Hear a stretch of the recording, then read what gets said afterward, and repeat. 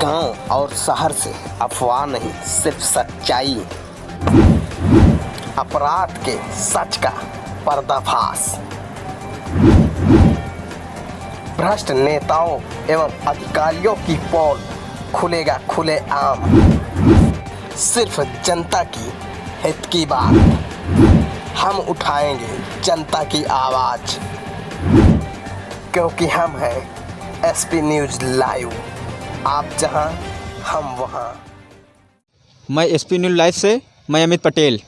मैं उत्तर प्रदेश के प्रतापगढ़ जिले में खड़ा हुआ कुंडा विधानसभा में, जहां पर आज की 2022 का चुनाव बहुत तेज़ी के रफ्तार में जनताओं के बीच में चल रहा है। आइए हम जानते हैं, हमारे साथ कुछ दर्शक भी हैं, उनसे बातचीत करते हैं। इस बार 2022 में हर पार्टियां मुस्लिम समाज से और यादव समाज से, हर जातिवाद की राजनीति चल रही है हर ज़िले में। और 75 ज़िले की ऐसा उत्तर प्रदेश की राजनीतिक है कि जहां पर सनसनी का माहौल एकदम तैनात है। आइए हमारे साथ कुछ दर्शक भी, उनसे बातचीत करेंगे। सर, आपका नाम क्या है? हमारा मोहम्मद नसीम खान जी। नसीम बाबा मुझे कहते हैं जी। सराय महासिंह महमूदपुर का मैं निवासी हूँ जी। और इस बार मैं प्रधानी भी लड़ा था लेकिन कामयाबी नहीं मिली मुझे जी। और तो आप यहाँ पर तो चुनाव नज़दीक माहौल पे है, इस बार उत्तर प्रदेश में किसको लाना चाहते हैं आप? इस बार हमारी कोशिश रहेगी कि हम राजा भैया जनसत्ता को समर्थन करें जी। और हमारी अपील है जी। कि उत्तर प्रदेश के मुसलमानों से कि ज़्यादा से ज़्यादा राजा भैया के कैंडिडेट को वोट डालें और उन्हें जिताकर मुख्यमंत्री पद पे लाएं। और एक राजा होता है जी। समझे, राजा होता है, पूर्व विधायक हो जाते हैं जी। पूर्व मुख्यमंत्री हो जाते हैं, लेकिन राजा पूर्व नहीं होता है जी। वो हारे या जीते लेकिन वो राजा ही रहता है। और हमारे प्रतापगढ़ ज़िले की वो शान है जी। और हो सकता है कि उनका अच्छा कदम जी। एक दुल्हन आती है सौभाग्य लेकर, एक दुल्हन आती है सर्वनाश लेकर। हो सकता है मेरे राजा भैया का कदम मुख्यमंत्री पद से उत्तर प्रदेश बेहतरीन बन सकता है। इस समय तो कुंडा विधानसभा में हर पार्टियों की बहुत तेज़ी के साथ रफ्तार चल रहा है। इसमें तो अभी सपा अपनी यहाँ कुंडा विधानसभा से गुलशन यादव को टिकट जारी कर चुका है और राजा भैया के टक्कर में वो बहुत तेज़ी के साथ चल रहा है। इसके बारे में आप क्या कहना चाहते हैं? नहीं, यहाँ पर तो कोई भी प्रत्याशी आए, यहाँ पर जो है राजा भैया के अलावा कोई नहीं है, क्योंकि राजा हैं, मलिक राजा हैं और यहाँ पर तो राजा का ही जलवा है और राजा के हम लोग सब समर्थन हैं और राजा को ही हम वोट डालेंगे। यहाँ तो कोई भी जो इतने भी प्रत्याशी आ रहे हैं वो खाली अपना नुकसान करने आ रहे हैं। हाँ, बाकी यहाँ तो उनको कुछ लाभ मिलने वाला नहीं है। बाबागंज विधानसभा और कुंडा विधानसभा में इसमें तो जो भी प्रत्याशी अपना सिर्फ नुकसान करेंगे, अपना नाम खराब करें, बाकी उनको कोई लाइक करता नहीं।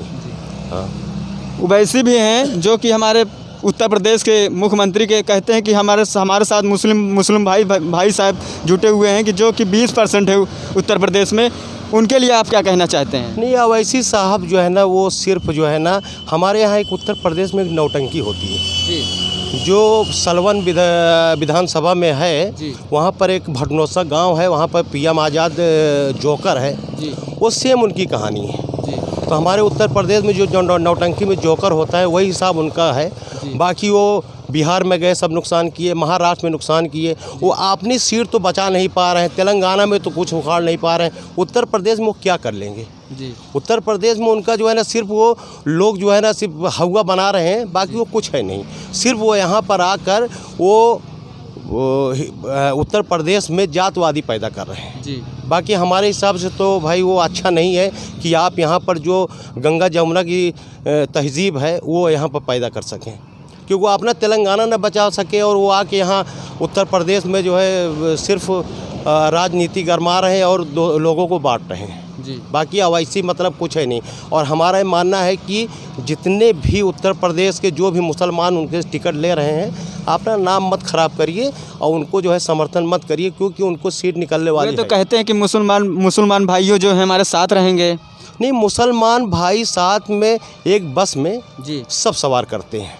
एक बस में हिंदू मुसलमान की सब सफ़र करते हैं, लेकिन यहाँ पर उनको जो है ना कुछ कामयाबी मिलने वाली नहीं है। वो फालतू इस उत्तर प्रदेश में सिर्फ यहाँ पर जो काम आडवाणी ने किया था वही काम वो कर रहे हैं। वो सिर्फ एक भड़काऊ भाषण देकर और हिंदुस्तान की जो है मुसलमानों का नाम ख़राब कर रहे हैं। बाकी उनसे कोई मतलब नहीं है कि वो आके जो है यहाँ पर वो बना ले, मुख्यमंत्री बन जाएंगे या विधायक बना लेंगे, उनसे कोई मतलब नहीं है। वह यहाँ पर आके वो सिर्फ ये बांटने आ रहे हैं बस, और सिर्फ मुसलमानों का नाम ख़राब करने आ रहे हैं कि जो मुसलमान निकलते हैं विधायक 4, 6, 10, 15, 20 बन के जो आते हैं 40, 50 हर पार्टी से, वो सबको हराने आ रहे हैं वो, और वो उनसे कोई मतलब नहीं। मेरा ये मानना है कि अवैसी साहब को जो है चुपचाप अपना जो है तेलंगाना बनाइए, हैदराबाद को देखिए, और उत्तर प्रदेश में बहुत हैं देखने वाले। एक हमारे माननीय राजा भैया हैं जो मुख्यमंत्री बनने के बाद, और हमारा ये मानना है कि इंशाअल्लाह जो है कतर देश बनेगा उत्तर प्रदेश में। अगर मुख्यमंत्री राजा भैया बनते हैं, लेकिन बहुत कम सीट पर लड़ रहे हैं, लेकिन मेरा ये मानना है कि जो भी विधायक हारे हुए हैं, 1 नंबर पे या दूसरे नंबर पर रहे हैं, वो राजा भैया से टिकट लेके लड़ें, और 200 कम से कम 10 सीट पर जो है राजा भैया के प्रत्याशी को लड़ना चाहिए। अगर वो लड़ते हैं तो इंशाअल्लाह कामयाबी मिलेगी, इसमें कोई बात नहीं है। और दुआ हम करते हैं, समझे, भगवान उनके साथ है, अल्लाह उनके साथ है, हम उनके साथ हैं। बाकी जो है अवैसी साहब हुए या बाहर के लोग, अभी उत्तर प्रदेश के लोग जाते हैं जो है महाराष्ट्र में कहीं भी, या हैदराबाद में चले जाएं, राजनाथ सिंह वगैरह जाते हैं जो है वहाँ केरला मद्रास में, 10 लोग नहीं आते हैं, 50 लोग की भीड़ नहीं होती है। हमारे हिंदी बोलने वाले को वहाँ कोई लायक ही नहीं करता है साउथ इंडिया में। तो क्या जनसत्ता दल की अब की बार क्या रणनीति है कि 2022 में क्या गठबंधन के साथ सरकार बनाएंगे कि कैसे क्या करेंगे? हमारा ये मानना है कि अगर 200-250 सीट पे जो है अगर अपने कैंडिडेट उतारते हैं तो फुल बहुमत से सरकार उनकी बनना चाहिए, फिर समर्थन की ज़रूरत ही नहीं है। बाकी यह है कि अगर कुछ कम हो गई सीट तो राजा भैया को जो है ले लेंगे दूसरे से। लेकिन हमारा ये मानना है कि 2022 में कोरोना काल में एक शगुन जो होता है ना, एक मिसाल आपको दे दूं, एक लाल बहादुर शास्त्री पूर्व प्रधानमंत्री रह चुके हैं, वो 3 महीना रेलवे का उनका मंत्री पद मिला था, और पहली बार रेलवे एक्सीडेंट हुआ था। सुबह में लाल बहादुर शास्त्री इस्तीफ़ा दे दिए। लोगों ने कहा साहब ये लाइनमैन की गलती थी, ड्राइवर की गलती थी। उन लोगों ने कहा नहीं, मेरा शगुन अच्छा नहीं है। तो ये कोरोना काल में जो है ना, ऐसा नेता आना चाहिए जिसका शगुन अच्छा हो, सौभाग्य लेके आए कि जो जनता खुश रहे और कोरोना काल दूर हो, समझे। तो हमारा ये मानना है कि अगर उत्तर प्रदेश की जनता, खासकर मुसलमानों को, और उत्तर प्रदेश की जनता अगर राजा भैया को ना समझ पाई तो बहुत भूल करेगी, समझे। और तो आप जनसत्ता दल पार्टी ने इस बार कौन कौन मुद्दे लेके आ रही है कि चुनाव में? जनता दल पार्टी जो है मुद्दा वो राजा है जी, वो बांटने वाले हैं, समझे। जो छीन कर खाता है उसका पेट नहीं भरता, जो बांट कर खाता है वो कभी भूखा नहीं मरता है, समझे। तो ये दर्शकों और हमारे साथ जुड़े हुए हैं, आइए इनसे भी जानकारी लेते हैं। सर आपका नाम क्या है? श्री वृंदावन पटेल जी, ग्राम सभा चकादरली जी। हम जब राजा भैया ने जी शुरू में विधायकी का तैयारी किए थे जी, उस समय मैं विधायक शिवनारायण मिश्रा थे जी। मैं ब्लॉक में मेरी मीटिंग चल रही थी, तो वहाँ से हम लोगों को ये मालूम हुआ जी कि हमारे राजा भैया ने बाबूगंज कार्यालय में आए हैं जी। हम 5 प्रधान थे, काला कांकर, कुंडा, जी, दहंगरी, जमालपुर, सुंदरलाल, और मैं सब कोई मिल कर के गए बाबूगंज कार्यालय में गया तो डॉक्टर ओझा ने मिले, तो हमने कहा भैया हम लोग महाराज से मिलने के लिए आए हैं जी। तो कहें महाराज जी तो कोठी पे हैं, इस समय नहीं हैं।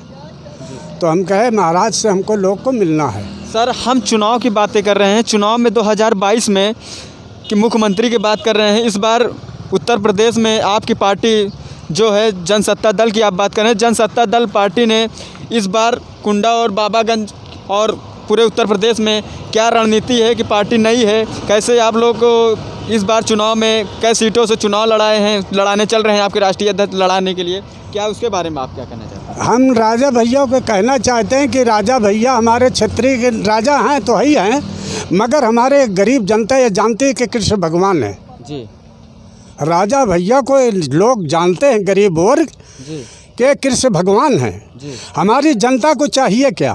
जी हमारे जनता को आम रास्ता आना जाना सम्मान मान जी और बिगर कमाए कोई गरीब को खाना पेट नहीं भरता। जी तो मुखिया ऐसा होना चाहिए कि धरती आसमान सब हाल है। जी मुखिया तो घर घर बन गए हैं अब, मगर राजा भैया एक ऐसा हमारे हैं कि देश विदेश हाल रहा है। नाम सुन के एक राजा भैया का कारनामा।